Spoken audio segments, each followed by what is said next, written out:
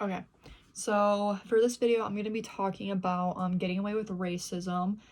Um, it is basically about a transparently racist statement can spell the end of a political career. So how do politicians get away with racial pandering? Dog whistling has long followed a standard choreography of punch, parry, and kick that tracks moves associated with color blindness. More recently, right-wing politics has also sought cover by pushing non-white faces to the fore. So what I really took from this was kind of how interesting it is how politicians can trick their voters and like the American people into thinking that they stand for something when they don't.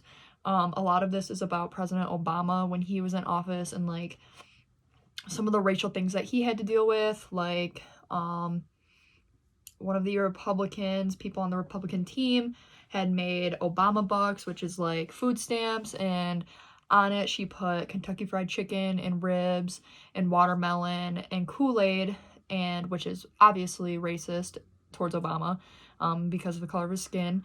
And she had tried saying like, oh, it's just food, like I don't understand why everything has to be about race. And like that's like an example of like gaslighting and like kind of dog whistling. Like dog whistling is like from an opposing party sort of beating around the bush about like their opposing parties like issues and not like openly like I guess advocating for them. So it's like support from a particular group without like provoking opposition. So one example of this is like how like kind of like currently in the world right now, like with Black Lives Matter and like Blue Lives Matter and like all of that, I kind of you kind of realize that with like President Trump and like some of the things that he says, like he talks about back to blue, but he also talks about how like there should be equal rights. So it's like kind of like both of those they kind of can't go hand in hand very well.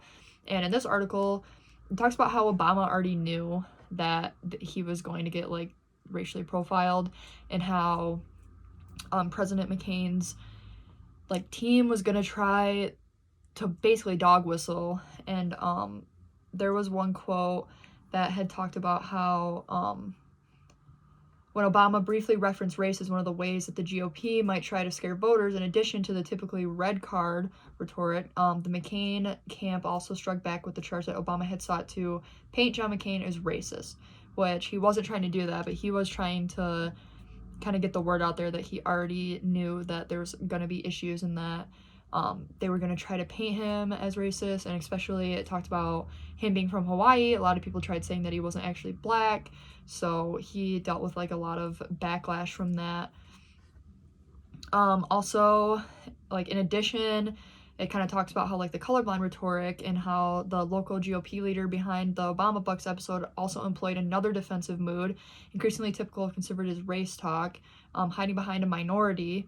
So President Obama had known someone personally who had dealt with racial profiling when he was trying to get into his house. A neighbor called the police and said that they were trying to break in, and he was actually a Harvard professor, so he was very well off financially. And when the neighbor saw a person of color trying to get into a very nice house, they, called the police, and the police ended up arresting him even though he had proof that it was his house. The police said that he was getting aggressive, so they detained him, and President Obama had made a statement regarding it, saying that the police had acted stupid and that people of color are dealing with racial profiling from the police all the time, and which obviously is like really brought to light here, but this kind of brought this new rhetoric in that President Obama is racist against cops and against white people, which isn't true. So that can also kind of be an example of like gaslighting and dog whistling, because obviously President Obama is not racist, but he was bringing light to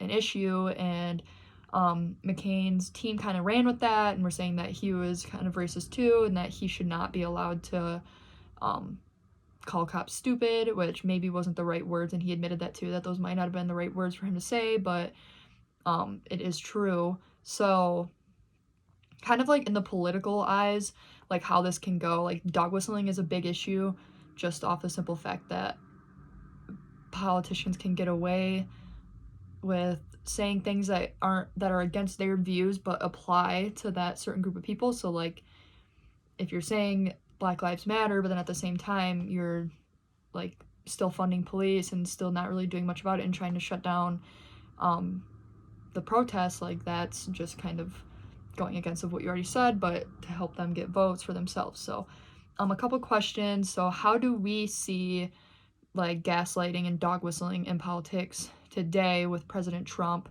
and Biden? And then also, what are some examples that you think that President Obama kind of like, what are some things that he did to help like the Black Lives Matter movement and like how that kind of all played out? Because obviously he did a lot for the Black community, and like being the first Black president was a big deal. But like, what are some like specific actual things like policy changes that he made?